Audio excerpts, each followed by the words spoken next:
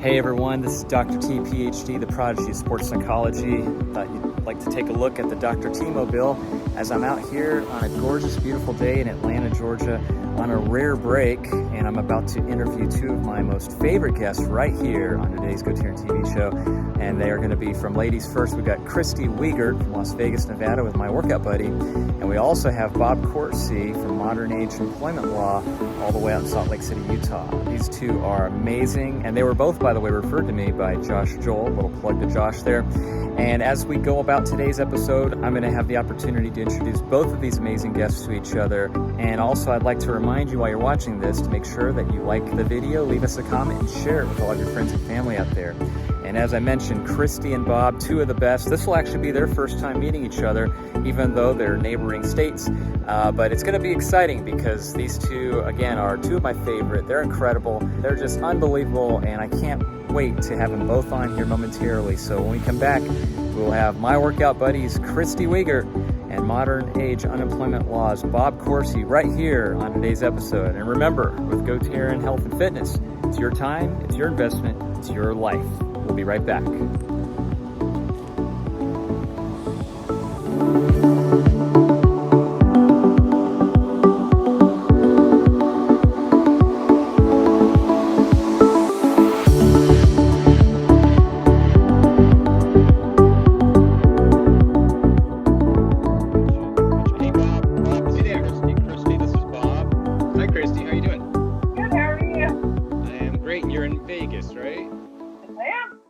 Heading there tomorrow. Oh, cool. Yeah. Neat. It started as we're gonna go see the Killers. They're playing Friday. Oh, I love them. Wow. Yeah, they're awesome. one of our favorite bands. So I'm gonna see them Saturday night with my oldest son, and then it turned into bringing my mother-in-law to Vegas because she loves the slot machines, and then it turned into we're getting a brand new Bronco in California. So we're gonna just keep on driving after we leave Vegas and head to California to pick up the Bronco. So it sort of turned into a four things in one trip, but it started as just fun going to see the Killers. Yeah, we like going to Vegas. We probably go there twice a year, so it's 6 hours from Salt Lake. It's easy. I was just asking her that question right before, like literally 30 seconds ago. So yeah. Mm-hmm. That's too funny. I'll actually leave that in there for authenticity. I'm not going to edit anything because that's pretty cool. We've been recording, and I'll just start ladies first. We've got obviously from my workout buddy, Kristy Wegert, and then we also have from Modern Age Employment Law, Mr. Bob Coursey. So this is the first time y'all are meeting virtually, and that's so cool, Bob. You're going to be in Kristy's neck of the woods actually tomorrow. So what a small world. pretty wild. Yeah. That is. That's so funny. And the other thing, as you get to know each other, and as the viewers also, if this is the first time they've seen you, they'll also learn that both of you have some ties to Atlanta, Georgia. We'll probably talk a little bit about that as well. But just to introduce both of you together real quick, as I was mentioning briefly, I'm so happy to have you both on too. This works out so perfectly because I know that with your time zones, for one thing, I'm a few hours ahead of you. I think 2 in front of you, Bob, and 3 in front of you, Kristy. So actually, this works out great to be able to record this because I think this is always fun just to have these three-way panel conference calls. And as both of you probably already know, you're both very fitness-minded individuals. And as we get talking today, one of the things I wanted to talk about was kind of, I thought it'd be a cool topic to do some, quote, myth busting on today's video blog, talking about kind of gimmicky fad diets and weight loss pills, and this is the workout you have to do, or this is the way you need to eat. We hear that all the time. So I really, really wanted to pick both of your brains on that and kind of get your perspective and ideas. So again, I guess I'll go back to ladies first. Kristy, just first question for you before we get into that topic. I guess kind of just reintroducing, it's been about a month or so. I just wanted to connect you to the viewers and to Bob, and just please maybe just tell everyone about what you do with my workout buddy and your incredible, by the way, weight loss journey too. Yeah. I guess I'll go in a linear fashion. I was heavy most of my life. I wasn't opposed to exercise. Always really enjoyed Taekwondo and hiking and things like that. And I got into weightlifting at about 18 years old, which is almost 31 years ago. And I didn't become a personal trainer until years later. I had a little scare in my early 30s where they told me that I had high cholesterol and high triglycerides, and that if I did not go and do something about it with weight loss and improving my quality of my diet, that they were going to put me on, cholesterol lowering medications. And I didn't want it. So, I took it real seriously, and in about 2 years lost 100 pounds, and I've maintained that loss for, I think, 15 years now. Wow. So somewhere around 40, I think I was 40, where I was kind of in a weird mode. I had just closed my art gallery that I'd been an owner of for 6.5 years. I was looking for a new career. And my parents sat down with me right at my 40th birthday. I think I was visiting them at the time. And they said, well, why don't you certify and become a trainer? You have a great story. You know so much about this stuff. You can take your hobby and turn it into your jobby. I like that. Hobby into jobby. That's good. What I did. And Never heard that. That's cool. Like 10 years, so I've been a trainer. Excellent. That is so cool. And here you are. And Bob, same question, kind of throwing you the ball there. I learned a lot about you when I first met you for the first time about a month or so ago. And, again, just to reconnect here, maybe just the same question, your whole, kind of linear progression to where you got to right now, where you're at. Yeah, happy to do that. Kristy, that's an amazing story. I hope you're going to share with us something about how you did that 100 plus loss, because those are the stories that matter. It's not what all these, not all these with these supplement and diet and what's it all, companies are saying. So hopefully we'll come back to that. My story, and Taryn, I'll focus less on the lawyer stuff, because I know we're here talking more about health and fitness today, but my story is that I am a lawyer. There's the reason I'm in this conversation is because there was a part of my life that I was actually a personal trainer for a couple of years, and that was 2008 to 2010. Now that's a long time ago. Why am I even relevant to be having this discussion? Well, I've always been interested. Well, not always. I sort of like Kristy. I guess I could say I became interested in health and fitness around the same age as Kristy did. It was probably around age 19 or so. I remember before that, and I told you this story, Taryn, I guess you could say it really started with the little set of those steel and cement weights that I got for Christmas when I was like 13 years old. And the first time I saw a little tiny bicep show up, I was sort of hooked. But then, I wasn't diligent about it for many, many years. But anyway, sidetrack, went to law school, was a lawyer for 10 years. From 98, that's my Atlanta connection, by the way, went to GSU Law, practiced in Atlanta for about 10 years at Fisher & Phillips from 1998 to 2008. By the end of that, did not want to be a lawyer anymore. And that's when I decided, like Kristy, I had it as my personal hobby, and I would read and study and practice and try the, different things, whether it was workouts or exercise regimens or different foods or diets or supplements. So I was always a novice, sort of, I don't want to say an expert, but I kept up with this stuff for the whole time I was a lawyer. So when I decided I didn't want to be a lawyer anymore, the most obvious thing for me was turn my hobby into a jobby also, and I became a personal trainer and did that for 2 years. And like I told you in our last conversation, Taryn, it's a hard way to make a living, especially working for a big gym. They sort of take all the joy and fun out of it. I hope when you're doing it on your own, it's a very different thing, and I'm sure absolutely. Night and day, definitely. But so eventually I went back to the law. I am still a lawyer. I love being an employment lawyer, but I've never stopped having that avid personal interest in health and fitness. And it's my own body that I'm practicing with, but it's also people around me, people like my friends and relatives, will often come to me for advice and things like that. So that's my story. And that's why I think hopefully I have something worthy to offer, even though I'm not currently practicing as a health and fitness expert. No, absolutely. Again, Bob, very, very relevant. In fact, it's funny, like Kristy mentioned art gallery, and then Bob, obviously with legal, lawyer. myself, not only, personal training, but I also teach, as you know.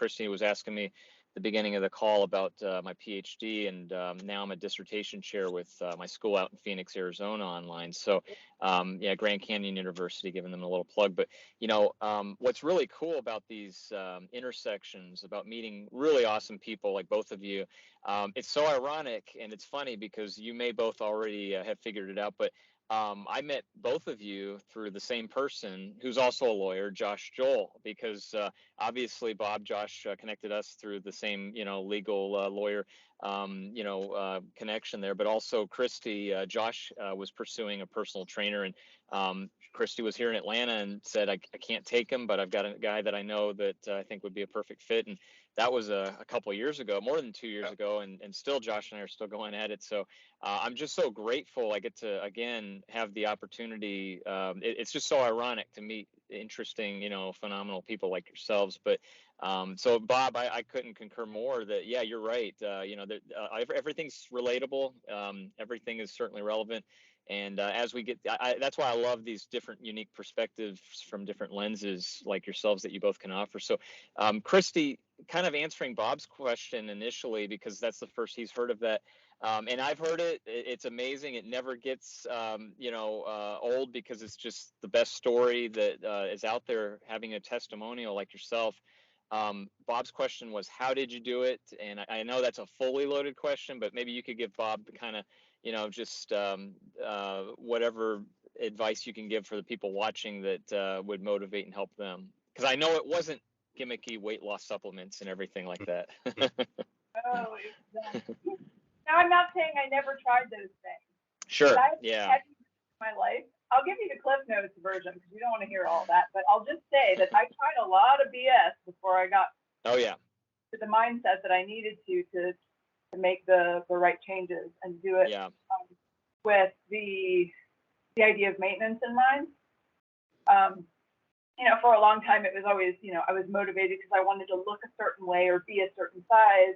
And when it's for your health and you know that you have something that, in 6 months I'm seeing a doctor, you change your perspective. So no extreme behaviors whatsoever. I started with simple things. Like I started with hiking. I was hiking twice a week, lost about maybe 5 pounds. I hit a plateau. Love hiking. I still do a bunch of it here. It's gorgeous. I picked up spin. Spin yielded about 20 pounds of weight loss. And I was weightlifting anyway, by the way. Even at 250 pounds, I loved to lift weights. That does not yield weight loss necessarily if you're not willing to change your diet. Long story short, I plateaued at that 20 after doing spin for a few months. And then I hit up somebody in my class who looked really fit. And I asked her, I'm doing the same thing you are doing. I'm seeing you in the gym lifting weights, doing spin, and I know that you're an avid walker, hiker type too. Why do you look like this and I look like this? We're doing the same stuff. And she said, I see that a lot. Actually, I think you might need to look at your diet. And I don't ask questions like that unless I want the straight dope. So I did look at my diet, and basically, if you can eat healthy but too much, or you can eat really crappy food but not enough. You could lose weight eating garbage. You just aren't going to feel good. I like that. Like McDonald's and all these. One guy went on a diet. I think it was like 1,600 calories a day or something, and he lost a pretty big amount of weight, but it was all junk food. He felt sleep well, his skin looked bad. So I was on the internet digging in and trying to figure it out. Yeah. And when the internet was a big baby, I just kind of smushed together a bunch of different ways of eating that worked for me. And 2 years later, 100 pounds came off. Not like that. It was 2 years. After I started eating a more moderate and livable approach. That's awesome. Yeah, what a story. Yeah. Hey, Kristy, can I ask a question? And I know we could go so deep into this, but it sounds like I'm not at all surprised to hear that one of the pivotal moments was that what now we all know is you can exercise 23 hours a day, and if you're eating like crap, you're not going to get good results.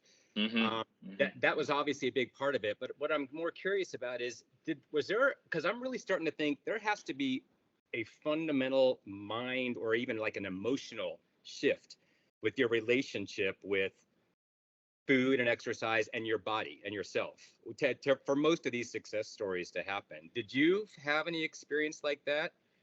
I mean, other than the medical scare, obviously that was a big, but why was it easy for you to change your diet? And I know that's probably obviously no, right? I mean, I don't know. Oddly enough, once the doctor scared me. Anybody can say, fine, I'll take the pill and walk away. But I needed a catalyst. I needed something to scare me. And I allowed it to continue to scare me until I got to something that meant no more pills. So it's a mindset.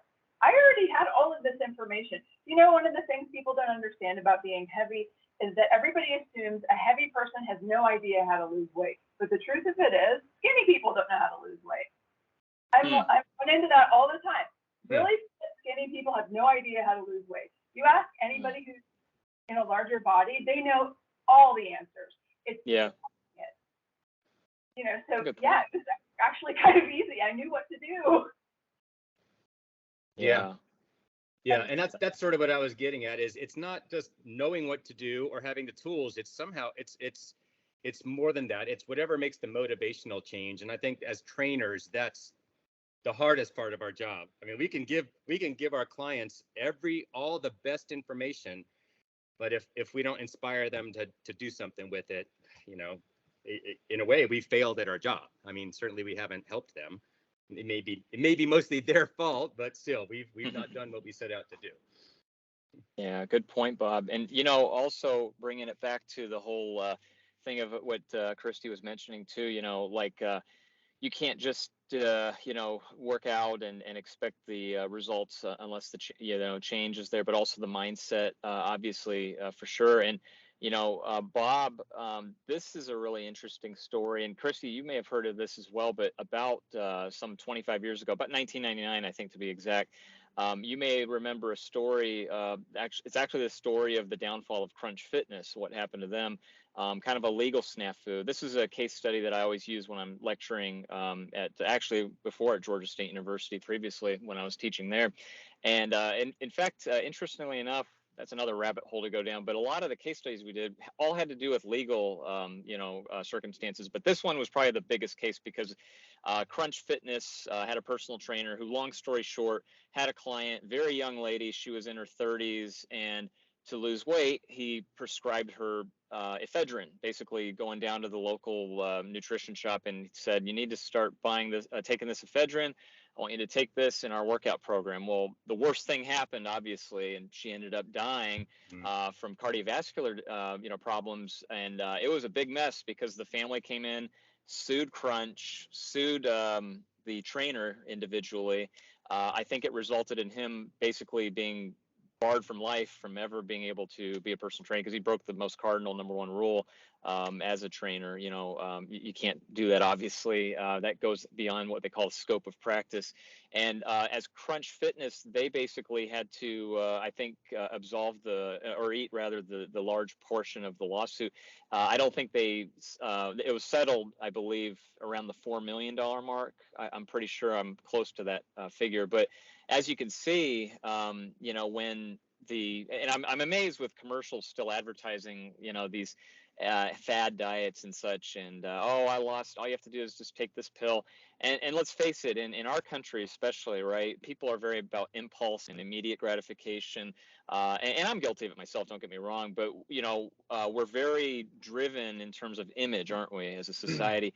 And so I guess the question to you, Bob, kind of going on and piggybacking on what Kristy was saying there in the mindset, I guess the advice would be for people to have that better attitude and know to work out smarter, but not harder. In other words, of doing it the wrong way by falling into traps like that, right? I mean, have you found situations like that from a legal background of where you've seen what I just described to you? That's probably not very shocking. I'm sure you've seen it a million times. You mean the trainer, a Fedra story? Yeah, That or kind anything, yeah, people, anything like people that. looking, yeah, people, I mean, you hit the nail on the head, and people are always going to look for a shortcut. I mean, Yeah, that trainer was, and that client was, right. in a way, and it's tragic. It's a horrible story. Yeah. It's funny, as I was, just minutes before we got on here, I was trying to, and knew we were going to be talking potentially about supplements, and I was trying to remember what supplements have I taken over the years. I took a Fedra back in Me too. the early 2000s. I did. There was some GNC. I can't remember what the brand was, but yeah.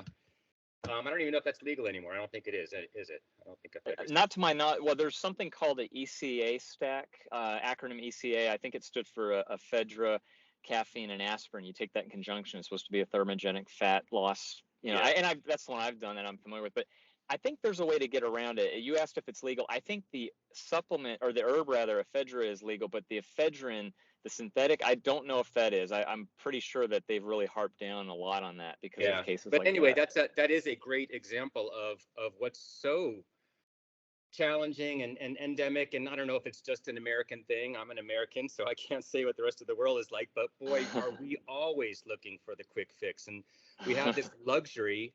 I was talking about this the other day with somebody, and it comes up in a lot of ways. We've reached the point in our society where we've financially and as a culture been so successful that now somehow we've I think ruined our chance to be happy, and now we're just fat and depressed. It's like, what happened? What did we do all this decades or centuries of work for? And now, of course, we want the pill, we want the diet that in 2 weeks we're going to lose 30 pounds. We want right. And no offense to personal trainers, obviously, but a lot of people think that just picking and paying a personal trainer is going to make them lose weight. The actual act of paying you money is like somehow magically going to make them lose weight. No, I mean, obviously they have to do what you pick the right trainer and then do what the trainer says. But anyway, I mean, I don't know if I'm even answering your question, Taryn. No, that's good. It's not just it, but it's not just with health and fitness. It's our society looking for the quick fix. The problem is when it comes to health and fitness, we could be doing very dangerous things. I mean, it's not just that the consequences, I think, are greater. And it's also, if some of these quick fixes worked long term, I don't know that maybe it'd be hard to argue against them, but I have yet to see one that actually long term works.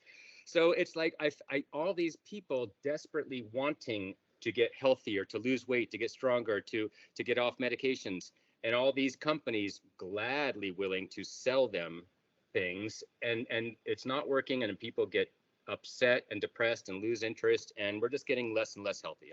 It really is a quandary to me how our country, with all the resources and information we have, seem to be heading in the wrong direction with both physical and mental health. Yeah. It's an uphill battle too, when you think about what happens when you run into somebody who's tried everything, and then they hear you and you're giving them the real deal information, and it sounds like it's going to be at a snail's pace, that it's going to take forever, that this is, the learning process alone is difficult, especially if somebody who's not accustomed to moving their bodies, or, looking into healthier ways of feeding their bodies, or maybe they also have to hire a registered dietitian. There might even be a psychiatrist or a psychologist involved too. Like if you're dealing with somebody who's really had issues over the years, and weight loss is more of an emotional issue. There's a lot of times when they're seeking out personal training, what they're really looking for is a therapist. Good point. Oh yeah, no question about it. Yeah, you're absolutely right. Very, very good point, Kristy. And, I know that at one point or another, we also have had to deal with the whole getting back to the legal perspective of, filling liability forms and, physical activity readiness questionnaires and health history forms and such. And that's basically not only to protect our clients, to make sure that, obviously they don't go beyond what they can do, that they're capable of, but obviously protecting ourselves as well, so that we are well informed on everything, informed consent of everything that they have in a family history. So that's something else too that we see a lot, because as I was mentioning a few minutes ago, a lot of these case studies, almost a majority of them, all had to do with resulting in some kind of lawsuit or legal settlement between, because either the trainer went, again, maybe beyond their scope of practice, maybe they did something that they weren't supposed to, sexual harassment. I mean, there's a million of these different things that we see in this world of personal training. But getting back to what you were just saying, though, about the mental aspect of it and feeling kind of depressed and such from the pandemic, let's face it, a lot of people use that as an excuse. A lot of people, how many people gained weight? Remember they called it the quarantine pounds that they got from, or the pandemic weight that they gained. But a lot of people use that as an excuse not to go to the gym or not to work out because they were, maybe too afraid to go work out with somebody or go see someone. But ultimately, I guess it comes down to that, doesn't it? As far as either people are going to do it or they're not. I mean, let's face it, like Bob said, you can't just pay someone to do it. You got to do the hard work too, right? Yeah, it's interesting, and again, I think so much of this is, yes, there's science and there's facts and there's nuggets of information, and that's so crucial. It's like in my job as a lawyer and your jobs as trainers, you got to have that. But I think what sets the good ones apart is that human interaction and the way to get into their heads and find out how can I motivate this person, and it's not going to be the same answer to everybody. And the pandemic. Most people, I don't think the pandemic was good for their health. I mean, COVID aside, the symptoms of COVID aside. Sure. This isn't about me, but I'll use me as an example. For me, I couldn't go to a gym anymore. It was awesome for me. I radically transformed my workout, and I'm better than I ever was. I started swimming, which I've wanted to do forever. We got a Peloton, we jumped on that bandwagon, and I love that way more than I thought I would. Finally got more into yoga. It's like, you can always find an excuse, and you can find a big one like the pandemic, or a little one like, I have a lot of meetings today. I can't get to the gym. If you want to find excuses, you'll find excuses. If you want to find success, you'll find a way to get success. And that's sometimes a trainer's job, is to help. What were you saying there, Kristy? Yeah, Kristy. Or my favorite television program is on, which is funny because you can always record it now. Or exercise during it. That's an awesome thing to do, Yeah. Or stop watching TV. That's the thing. I know that us three, we all have this in common, being very super busy people. I don't know how people have the time to binge watch and watch TV, Kristy. I mean, that's another one that I just don't understand. A lot of my clients will tell me, like, I just binge watched The Office and how great of a show that was. And I'm like, how do you have time to do that? So it's just amazing to me. I wish I had that much time. I'm sure both of you could relate to that too. I haven't watched TV in years. It's just same here. Like teaching if you watch a movie. For me, it's turned into it's the last half hour or 45 minutes of the night. If I either read or I'll watch something, mindless TV. But it's never on during the day anymore. And there's either better things you have to do or things I'd rather be doing. Yeah. Oh yeah. Yeah, no question about it. Yeah, you're right. And especially now that we're hopefully coming out of this pandemic and better days ahead for all of us. And like you were talking about, Kristy, enjoying your hiking, Bob with your swimming and yoga. And there's so many, again, thank God that we're not anchored or stuck to handcuffed being to a gym. You have to go there. And I'll tell you, those are I think we've talked about this before, Kristy, in our last video blog about how the big gyms are the ones that really got hurt the worst. And they're probably going to have the longest residual negative effects from this because let's face it, people have discovered ways to not have to go to the gym. And there's always going to be a few people that probably don't want to go there because they don't trust the hygienic and probably to their credit, they're probably right. There's a lot of that too. So many germs in a big commercial gym like that too. So they lost millions and millions of dollars, a lot of the commercial gyms here in Atlanta. So I guess here as we kind of, this 30 minutes has just flown by so quickly, but as we're coming to a conclusion here, I've enjoyed this so much. And just for the next several minutes, I guess just kind of tying a little bow on this one. I'll go back to you, Kristy, and I'll ask Bob the same questions for both of you. How would you kind of give your final advice or suggestions to people who, if they're on the fence right now, they've tried all the gimmicky stuff, they've been there, done that, and they just want that catalyst, that change? Kristy, how are you basically giving them the best suggestion now and telling them on being able to overcome that obstacle where they're at? Ask yourself what's important to you. You know, it's important to you that you're going to be standing up straight at 80 years old and playing with your grandchildren. Then maybe, you know, pick one thing and make it really important, like a walking program. Make that a solid routine, and then add another idea in about 3 or 4 months. And just keep building on that nice and slow so it becomes a good habit that stays with you. Make the end goal your result instead of what you're going to be on the scale next week. Love it. Very, very good, Kristy. And same question, Bob. Last piece of final advice for the folks out there watching. Yeah. Well, I love what Kristy said. And just to sort of do a little bit of a twist on that, I think what's so important for a trainer to do, and I sort of said this before, is when you have that client who tells you how weight loss is, you know, obviously the most common reason people come to a trainer. Well, would you guys agree? At least it was when I was doing it. Absolutely. Yeah. So I'll use that as an example. You have a client who says, I want to lose 50 pounds. They might not have the same, you have 10 people tell you that, it may not be the same reason for all 10 of them.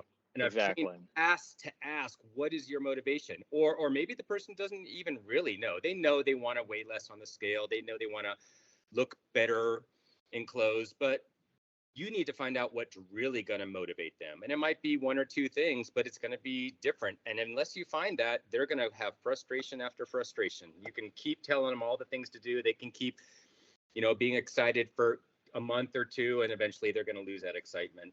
And also, this is also piggybacking on what Kristy said, you have to make this enjoyable. You can't tell someone, hey, trust me, if you suffer for 1 year and you're unhappy for a year, I promise you at the end of that year, you're going to meet your goals. Most people are not going to do that. You have to enjoy it in the process. And does that mean it's probably going to take longer? Yes. Does that also mean it's probably going to last and you're actually going to enjoy it? And you might actually have a fundamental lifestyle change? Yes. And that's really the key, I think, or some of the keys. Wow. Awesome. Excellent advice from both of y'all. You guys nailed this one out of the park, like always. And I, again, can't thank you both enough. That 30 minutes, again, like I mean it, that went like literally, where did that go? I can't believe a half hour is already gone. But before I let you go both out of here, let's go ahead and please plug Kristy, your contact information, and then Bob, your contact information. So Kristy Wegert, my workout buddy, and my website is my-workoutbuddy.com. Phone number is 404-641-7173. And better to text me because my ringer is never on. And if you want to email, it's kwmyworkoutbuddy@gmail.com. Excellent. All right, Bob. Yeah, see, I didn't even put my name here. I'm guest user. That is my name. I don't know if that's you also. No, I'm Bob Coursey. My company is Modern Age Employment Law. The website is modernageemploymentlaw.com. My email is bobcoursey@modernagelelaw.com. No employment in there. By the way, my last name is spelled Coursey. You can find me on LinkedIn. You can find me on all the various social media. Then, like I said, you can connect through me through the website or emailing me directly. Excellent. Thank you so much, both of you. And this is great now that people can not only connect with you, but you both can connect with each other. I encourage you both to get socially connected with each other because iron sharpens iron. And again, you're 2 of the best and 2 of my favorites to come on here. So let's do this again next month, please. And in the meantime, we wish everyone out there a happy Passover, happy Easter, and happy safe weekend. And happy safe travelings, Bob, as you go to Kristy's backyard there tomorrow on your road trip. Yeah, good seeing you both. Nice meeting you, Kristy. I will connect on social. Great. Nice to meet you as well. Thanks, Karen. Yeah. Thank you both. Y'all are awesome. And enjoy the Killers, Bob. Thank you. We'll see you, Kristy. Bye-bye. See ya. Bye. Thanks again.